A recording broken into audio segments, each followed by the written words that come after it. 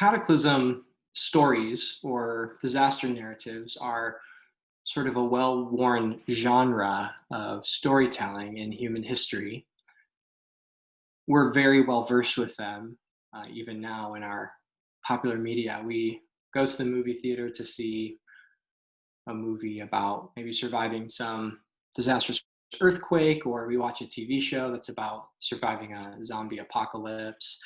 We even play games that allow us to enter in dramatically to some sort of a cataclysmic situation. My wife Stanzi and I, for the last couple of years, have at times played a board game called Pandemic. I don't know if you have played it as well or are aware of it. It's a cooperative game where you are trying to play against the game to beat back some sort of onsetting disease, obviously particularly pertinent now. Of all these cataclysms and disasters, however, there's one particular type of natural cataclysm that looms large in the human mind, and that is something related to some sort of cataclysmic water event, some sort of deluge. There are all sorts of flood myths from all over the world, which we'll come back to a little later in this sermon. But even today, there are all sorts of examples of creators in literature or film that use the imagery of the flood to help us understand our time today, or to map something about the flood event onto our time today. One example of this comes from James Baldwin. James Baldwin is a Black essayist, poet, novelist who was a leading figure in the Harlem Renaissance in the middle of the 20th century. And one of his most famous works is a book called The Fire Next Time. There's an essay in it called Down at the Cross, or Letter from a Region in My Mind.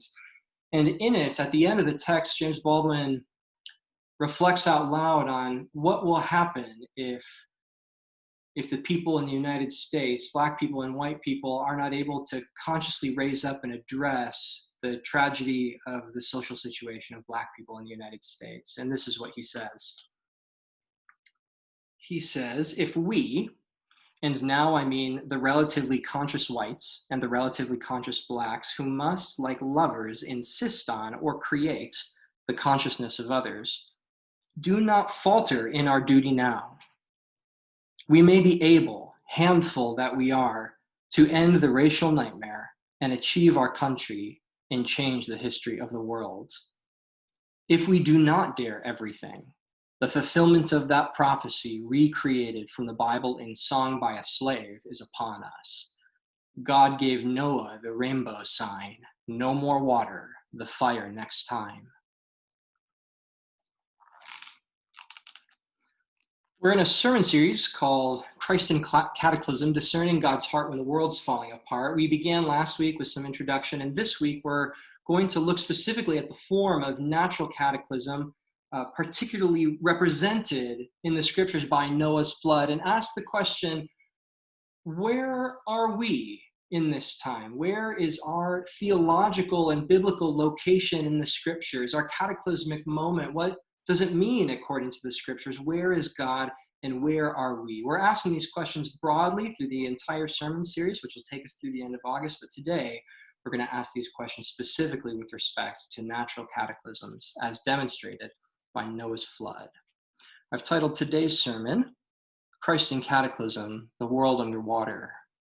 Will you pray with me?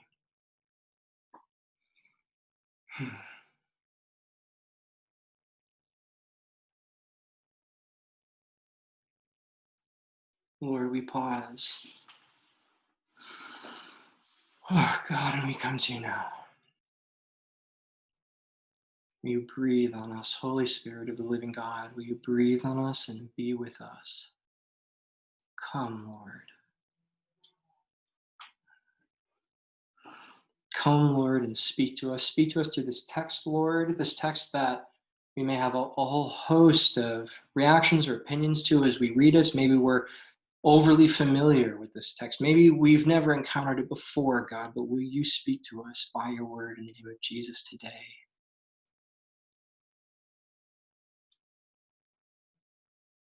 Would you do that, God?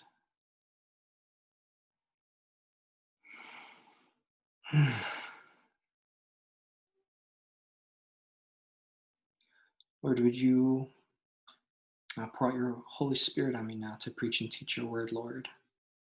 No one can speak for you apart from you. Would you help me now, God, in the name of Jesus? And would you help us to receive your words to us in this time? And I ask these things in Jesus' name. Amen. All right. Here we are. To begin, we're going to start with a little ground clearing. I know that coming to the story of Noah's flood, we have a number of different responses or experiences with the story. So I just want to take a little bit of time to clear a clear space to allow the text to speak to us. And I'm going to do this by looking quickly at three things: sort of science and religion debates. I'm going to look quickly at ancient flood myths, and then where Noah's flood is located in the scriptures, how the scriptures speak about and remember and use the language and imagery of Noah's flood. First of all, and I'm just going to touch on this really briefly, I'm almost hesitant to bring it up if you haven't experienced this stuff, because if you haven't experienced like caustic science and religion stuff, you're very lucky. And, if it's not an issue for you, you don't need to dive into it. But for many of us, we exist in a sort of cultural climate where it's kind of unavoidable at sometimes to hear these very loud voices from either side of the spectrum sort of yelling at each other about who's right and who's wrong and how old the earth is and all this sort of stuff. And I just want to speak really briefly to that, particularly because right now it's on my mind. I'm in Cincinnati, Ohio at the moment, and I'm very close to, I don't know if you've ever heard of the Creation Museum or the Ark Encounter in Kentucky. They've had all sorts of national press, and they hold a very particular reading of the text, and Noah's flood can play very heavily into their reading. So to those of you who have encountered those things and have experienced them, oh, and by the way, PBS, if you want to learn about it, released a documentary last fall called We Believe in Dinosaurs. They did an hour-and-a-half documentary on the opening of the Ark Encounter. If you've encountered those things, I just want to say to you today, and I hope I'll demonstrate in the way I handled the flood here, we don't have to do that. We don't have to do that. We don't have to be part of that caustic kind of dual fundamentalist, really dogmatic approach to these things. We don't have to, obviously from a scientific basis, we don't have to from a textual basis. The text doesn't lead us to do that either. So I just want to say, no, you don't have to do that. And I also just want to, point out that living in that space mentally makes us more prone to making errors we otherwise wouldn't have made. And just one quick demonstration of this, for example, in the early 20th century, there was a region called the Channeled Scablands in eastern Washington, and geologists didn't really know how they were formed. And a guy named Harley Bretz came over and studied the lands and said that a cataclysmic flood in the region had formed the lands. And when he proposed that to the Academy at the time, they rejected him pretty strongly. They said that he was incompetent. And part of the concern was there was this loud science and religious conflict going on in the background. And the academic community at the time was worried about, abandoning good science and instead just sort of, allowing for biblical events to explain things. And so Glenn Hodges wrote about this in the National Geographic 3 years ago. You can look it up on your own time.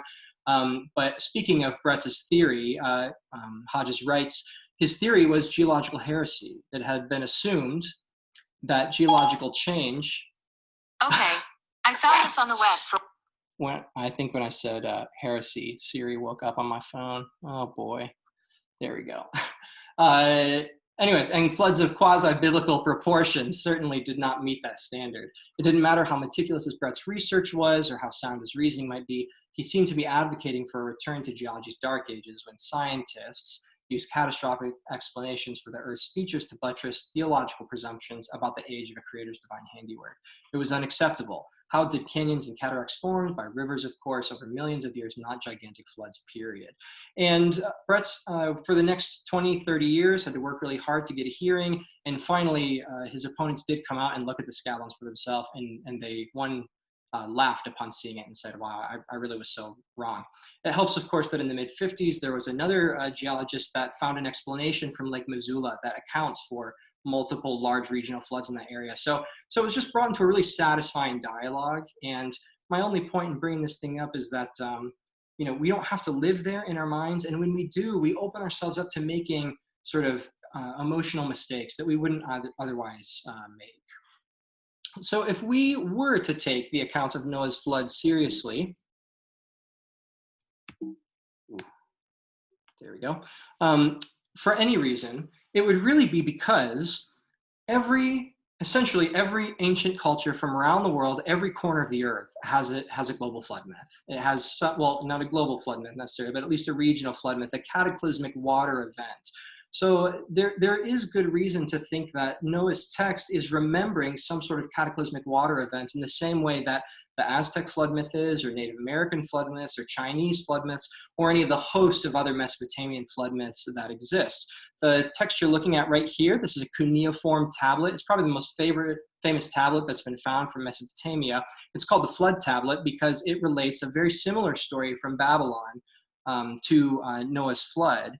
And there's a lot of great comparative analysis we can do with these things to say, what do these events remember? And then at the same time, what's different, if anything, about the story of the flood that's recorded in the scriptures? And what does it reveal about the God that is revealed in the scriptures? Interestingly, there is a field in geology that's developed over the last, 20 years or so called geomythology. The picture of the guy you're looking at here, his name is David Montgomery. He's a professor at the University of Washington. And what some geologists have been doing in the recent past is they've been looking at these ancient flood stories from around the world and sort of holding that in one hand and then reading the rocks on the ground in another hand, and bringing these stories that remember some cataclysmic event into really satisfying dialogue with the best of geological science. And David Montgomery, writing in the Scientific American in 2016, writes an article where he recounts an instance where researchers recently had done this with a Chinese flood myth and then the geology on the ground. And at the end of the article, he writes this paragraph. He says this: "It's always been part of human nature to be fascinated by and pay attention to the natural world. Great floods and other natural disasters were long seen as the work of angry deities or supernatural entities or powers.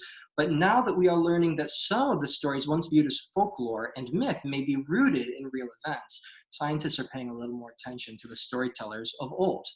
We can take all of these things and then match it and marry it to a really theologically sophisticated reading of the Noah text that holds on to both our belief that the scriptures are God's inspired word, that the authority of God is mediated through them, and at the same time says that God's word comes to us through contextually situated and located human authors. So for example, in the Noah accounts, when the author says the whole earth was flooded, it's reasonable to ask for that human author, what was the whole earth?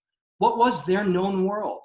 Did it include North America? They probably didn't know about North America. So when they say the whole world, what's going on in their conceptual space? How can we read the text really nuanced with a lot of interpretive integrity and not burst the bounds of what the text is claiming, and then bring all of those things into dialogue with other ancient flood myths and the best learnings from science as well? And we can just do that in a way that's not about proving anything in the text, not about saying, well, we've got proof for the flood now, but about bringing these things into a really satisfying dialogue so that we don't have to turn off our minds and abandon science. We don't have to turn off our minds and not read things from other cultures. And we don't have to throw out the scriptures and say, well, that's just an old ancient story that doesn't have anything to do with us. And that can just exist in a really satisfying dialogue. I'll tell you, it's a lot harder than just joining one of the two angry camps in the so-called science and religion debate. It's a lot harder to bring those things into that kind of dialogue. But I think that's what the stuff of robust, like mind-awake faith really is made of. So hopefully those are things that we can do. All right, finally here, the last bit of ground clearing. Let's look at Noah's flood in the Bible, a paradigmatic natural cataclysm. The first thing that I want to pull out is that our English cataclysm comes from the Greek word kataklysmos, which means literally deluge. You would not use the Greek word kataklysmos to talk about any other type of cataclysm other than a catastrophic flood. So even our word cataclysm reflects an ancient memory of a particularly impactful water event, right? So first of all, even as in some sense, in this whole series, Christ and Cataclysm is really wrestling with the outworkings of this flood event in some way. Then just a couple biblical texts here in front of you from Isaiah, from Ezekiel, from Job, from 2 Peter, that just shows the ways in which the later scriptures, when they're talking about God's judgments, when they're talking about God needing to set things right, they'll sometimes use flood language, right? The image of the flood is so strong and so paradigmatic that they'll talk about, God's judgment upon sin is coming. The floodgates of heaven are opened, even though literally in that context, there's no flood, but they still say the language of the floodgates, or like cities no longer inhabited, when I bring the ocean depths over you. This flood language continues to live in the scriptural memory as something that was particularly meaningful and cataclysmic, such that it's paradigmatic later for future events. This is really on display here in the Second Peter text, 2 Peter 3, 6, and 7, where Noah's flood is used as a type or an archetype to talk about maybe a future judgment that might still be coming from the Lord, a final judgment perhaps. All right, there's a bit of ground clearing. Hopefully we've answered some questions that we might have as we come to the Noah text. Certainly not all of them, but all right, now to our main question for this week: Noah's flood and the meaning of natural cataclysm. Let's just walk through this in some sense really simply. In the text, why does the flood happen? The flood happens because the text confesses that in some sense God sent it. God was the cause. Okay. Why did God send it? Why did God send it? Why does the text say God sent it? Because God was grieved. God sent the flood because God was grieved. Why was God grieved? Because the state of human nature was leaning towards evil and violence all the time. Why did the flood happen? God sent it. Why did God send it? Because God was grieved. Why was God grieved? Because the state of human nature bent towards evil, and humans filled God's creation with evil and violence all the time. So to bring these things right away into a constellation of meaning and natural cataclysms, of which the flood is an archetypal case, we learn that something has gone wrong in the natural order, that something centers on a problem in human nature, and finally that God is deeply grieved by it, and he is not content to allow that to remain the same way. The flood exists within a complex web of meanings that include some deep problem in human nature, the harm that problem is doing to the rest of creation, God's deep grief over it, and God's unwillingness to allow it to continue. Now, let's look at why this is important by comparing the picture of natural cataclysm as defined in the flood in the scriptures with a couple other worldviews that are on offer. So, for example, the world picture of materialism, the idea that the world is a product of time plus matter plus chance, and that works out in an essentially random way. Cataclysms in that framework exist then within the framework of time plus matter plus chance, and that inherent randomness. There isn't anything more to be said about the meaning of cataclysm, even cataclysms that we experience outside of that particularly random framework. Even in times when we try to map on our own meanings to things that we experience, if we're operating in a materialistic world picture, at bottom, we come back to a place of saying, there isn't any greater meaning here. This is just the random way that the world worked out. In a different worldview, the world picture from the Atrahasis epic, which is another ancient Mesopotamian flood story, you have a very similar flood narrative that is sent by a god, but the web of meanings is very, very different than the scriptural picture based on the picture of the god in the Atrahasis epic. In the Atrahasis epic, the gods send the flood because there's so many humans on the earth, and the humans are so noisy and creating so much noise that the gods can't sleep. The humans are disturbing their sleep. And so the gods come up with various population control mechanisms by which they seek to kill the humans to lessen the noise. And after a number of them fail, they finally send the flood. This is a text from the Atrahasis epic that just shows the motivation behind one of the earlier population control mechanisms, which was the famine that the gods sent. Let's see, the text reads, this is the main god speaking. I cannot stand the uproar. I cannot sleep. Reduce their food supply. Let plants become sparse. After 3 years, every mortal's face was pinched with hunger. After 5 years, daughters stare while their mothers are sold as slaves. Mothers stare while their daughters are sold as slaves. After 6 years, daughters are cooked and eaten. Sons are served as food. And it is after this population control method fails that the gods decide to send something more complete, and so they send a flood. And so in that web of meanings, in that world picture, natural cataclysms certainly have a meaning. It's just that the meaning is that there are some very powerful, maybe selfish, fickle deities that you really need to not make angry. And if you do, natural cataclysm, maybe, right? You cross your fingers and you hope that you're not making them angry. And both of these things, just when put in relief with the scriptural picture that something has gone wrong in the world, it centers on human nature, and that God is grieved by that, is deeply different. It's a deeply different picture of what it means, what the form of natural cataclysms mean. Now, a bit about what I'm saying here and what I'm not saying.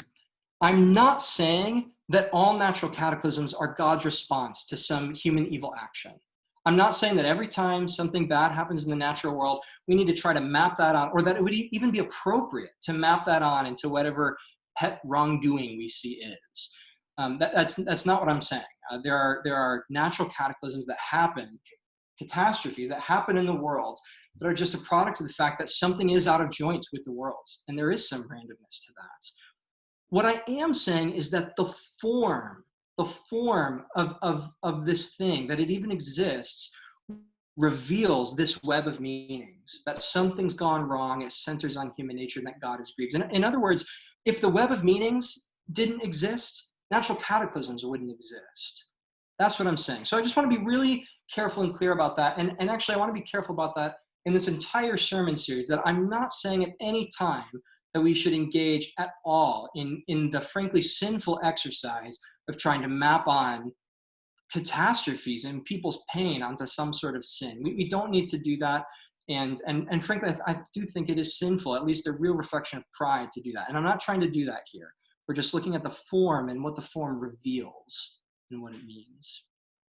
All right, so I'm just going to zoom in on this real quick. These three parts: something has gone wrong, that it centers on human nature, and that God is deeply grieved. When I say that something has gone wrong biblically, I'm talking about something that happened in what we call the fall. That before the fall, which is narrated in Genesis 3, there were no natural cataclysms. That the first natural cataclysm in the scriptures comes in Genesis chapter 6 with the flood. Pre-fall, humans exist in harmonious, right relationships with God, with humans, with other creation, and that finally in Genesis 6 we see this outworking, this really gross outworking in some sense of creation human brokenness, where water, something that should be essentially life-giving to humans, becomes an instrument of death. So a little bit there about something has gone wrong, centers on human nature, and that creation groans under that. There's all sorts of really profound language in the scriptures where it talks about how human sin somehow gets into the earth, and the earth is groaning under it or upset about it. One of my favorite examples of that is in Leviticus chapter 18, when God's telling his people, look, when you move into the promised land, if you don't live in the righteous, life-giving, just ways I've given you, the land will vomit you out. He doesn't say, I'll kick you out.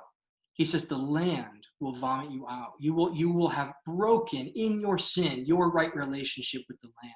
And that there's something in here that's revealed in natural cataclysm that says that because of the way in which humans, as God's image bearers, as in a sense the bridge and dual representative of and between God and creation, because we have fallen, that all of creation, something is wrong in all of creation, and we fill up creation with evil and violence.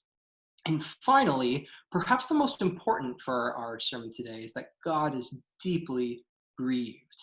God is deeply grieved. Oftentimes, when we come across portrayals of the flood narrative, we have people portray God as some sort of crass, angry caricature, like a toddler in the sky throwing a tantrum and wiping people out. I just want to point out that that is not what's in the text here. God is grieved, deeply grieved. And it's common today that people have a moral dilemma with the Noah story. And first of all, I want to affirm that, and affirm that the scriptures affirm and lead people into a robust protest tradition against God, where people say, God, how could this be just? The scriptures will lead people into that. And so it is totally okay if you are having that relationship with the story to come to God and wrestle with God about what is right and what is wrong in this story. But if we do that, that action at least has to go through a wrestling with God's own moral understanding of his own actions. In other words, God was not content and is not content to allow humans to flood his creation with evil and violence, and that God has a moral responsibility there too, as well. Just to think about this a little bit more deeply, to think about God being regretted. I mean, what a tragic passage. One of the most tragic passages in the scriptures, when this text in Genesis 6 says that God regretted he had made human beings. Have you ever regretted something that you brought into existence? Have you ever regretted something that you made, that you created? Has it ever gone so horribly wrong that you regretted that you had ever done it? Victor Gruen had a vision for an economic center that could live in American cities. It would be full. It would be like a Greek agora, like a Greek marketplace. It would have green spaces and art and shops. And he created a couple, and then capitalism took over and said, we don't need the green spaces. We don't need the art. We don't need the social interaction. We just need to fit as many stores in here as we possibly can. And he became known as the father of the shopping mall. He's quoted 2 years before his death as saying this: "I'm often called the father of the shopping mall. I would like to take this opportunity to disclaim paternity once and for all. I refuse to pay alimony to those illegitimate child developments. They destroyed our cities." Maybe more profound is the story of Mikhail Kalashnikov. Mikhail Kalashnikov was a Russian arms designer. He designed the Kalashnikov rifle, the AK-47. Estimates guess that upwards of 8 million people have been killed by the Kalashnikov rifle. And at 91, he was received into the Orthodox Church. He became an Orthodox Christian, and a couple years later began to experience intense guilt at having made the Kalashnikov rifle. And he wrote this letter to a higher up in the Russian Orthodox Church. He said, "My spiritual pain is unbearable. I keep having the same unsolved question. If my rifle claimed people's lives, can it be that I, a Christian and an Orthodox believer, was to blame for their deaths? The longer I live, the more this question drills itself into my brain, and the more I wonder why the Lord allowed man to have the devilish desires of envy, greed, and aggression." Have you ever wondered if God asks himself that same question about the creation of humans? If God, in his deep grief over the destruction that humans ravage upon the earth, ever says, "I bear responsibility. That's my creation doing that. That's my creation." Now, certainly the scriptures teach very strongly that humans are responsible for our own sin and that God is holy. But if we're going to take God's grief seriously, I think it's helpful to enter into something like this, where if God is grieved, deeply grieved, that he's grieved over and experiencing the deep moral failures of his own creation and how devastating that is for him. And God was not content to allow that to continue and to ravage creation.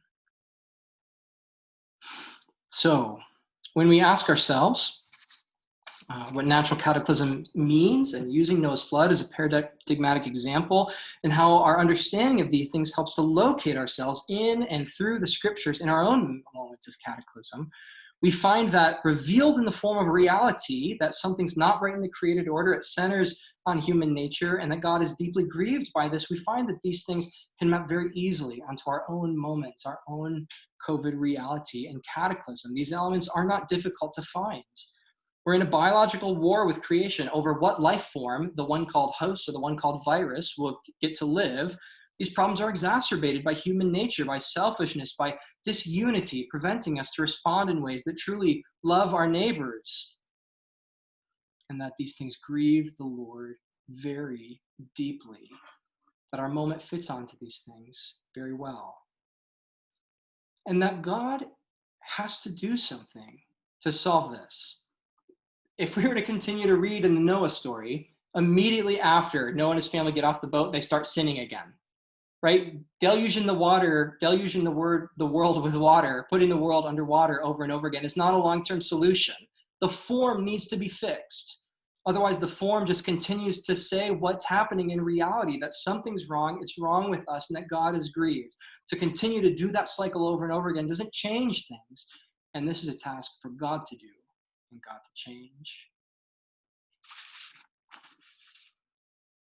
But even so, the text of Noah has some helpful and hopeful things to say to those navigating a cataclysmic event. And the text of Noah says that there are essentially three things that could characterize this time, at least three things, maybe more as well. The first is that this time could be a righteous time. Noah's righteousness was the thing that made God say, build an ark. This isn't about superiority. This isn't about being better than other people. This isn't about being holier than thou. It's about knowing that in a time of cataclysm, God still cares about righteousness. In fact, in a time of cataclysm, when so many pretenses about people are dropped, when everyone's real priorities are laid bare, God says righteousness matters now almost more than ever. Noah's example has been an encouragement historically for the church in 2 Peter chapter 2. We're not going to look at it in full, but that chapter affirms that if God is able to save Noah out of a crazy time, that God can find and save anyone out of a crazy time. It also means that our actions matter in this time. This time isn't a random disaster where chaos reigns. Our actions matter perhaps more in this time than in non-cataclysms. And so there's this joyous call that anyone who wants to pick up can pick it up. And the call is always the same. Who will be righteous? Who will seek God? Who will rest? Who will put away sin? Who will take on holiness? Who will extend radical, joyful grace? And we can get to that place by taking on the second time. This time can be a righteous time. It also can be a formative time. And that formative time comes from the language of 40 days and 40 nights. This is the first time in the scriptures that we see the language of 40 days and 40 nights. It rained for 40 days and 40 nights. And that period of time of 40 becomes, throughout the scriptures, an archetype of God doing something profound and formative in someone's life. Jesus is out in the wilderness for 40 days and 40 nights. God's people on their way to the promised land are taken through the wilderness for 40 years, a significant time. The 40 days and 40 nights then references always a spiritually significant formative time out from which God can do incredible things. In our COVID experience, no matter how many days the COVID crisis actually is, we will confess that it was 40 days and 40 nights long. Because God is speaking to us and forming us in a spiritually significant time. God can and will form us in this time and prepare us for what God is doing next. So now the question is, who will be formed? Who will say, this time is 40 days and 40 nights? Who will pray? Who will seek God in the scriptures? Who will seek to develop rhythms of generosity and hospitality to their neighbors and be shaped and formed by that? This can be, if we will let it be, a formative time. And if we let it be a formative time, it's likely that it will also end up being a restorative time. God tells Noah when he gets out of the ark to be fruitful and multiply, and then he sets their relationship in a particularly safe context by introducing them into this covenant, sealed by the sign of his bow, his rainbow in the sky.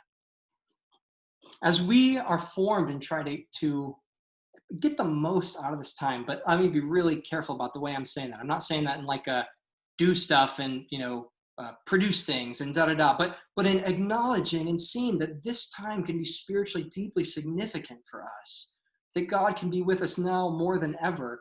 It should not be surprising if on the other side of this time, we see that God's efforts in the world have been multiplied through this somehow. We're preparing now and acting in preparation for whatever the world will be like when COVID is over, whenever we step out of the ark and see what the landscape looks like. And I think there'll probably be actually a pretty significant time to share with people why it's so awesome to follow Jesus, why it's such good news. And we do want to be prepared for God's efforts in the world to be multiplied. At the same time, we know in the mirror, in the image of the rainbow covenant, that we can in this time know God in a new and a fresh way as a result. And as light darts through a raindrop and bursts into a wild array of colors, so might our knowledge of and with God burst through the prism of this time into a brilliance in new streams and threads in our relationship with God. And the Lord can do that. When I was preparing for the sermon, just reading and rereading the text, and it's just incredible how God is able to speak in such surprising ways through his word. And I was reading, and there's this incredible part in the Noah narrative in chapter 7 when everyone's in the ark, all the animals are in there, Noah and his wife and his sons and their wives, and everyone's in the ark. They're ready to endure this cataclysm. And then the text says, then the Lord shut him in. Like Noah was not able to close the door on himself, and the ark was so large, and so the Lord shut him in. And I was just struck by how pertinent that language is to our time. How shockingly pertinent that you would find this language in somewhere surprising as the Noah story, because we have been shut in. We've been shut in. We are shut in, and there might be more being shut in coming. And as I pondered that, I just felt the Holy Spirit drop on me like a pile of bricks, just saying to me, if we be shut in, let us know it was the Lord. If we are shut in this time, let us know that it has been the mighty hand of the Lord who will care for us and will see us through. And that as the floodwaters rise, and they may again, we don't know, maybe cases will rise. We don't know what this will look like, but that the Lord with a mighty hand has shut us in. And that when it is time for us to venture out again, it will be the Lord's timing. And again, with his mighty hand, he will let him out. And we will look at these things and we will say, the hand of the Lord has been here. The Lord has shut us in. The Lord has opened this door. And all of this is good in our eyes.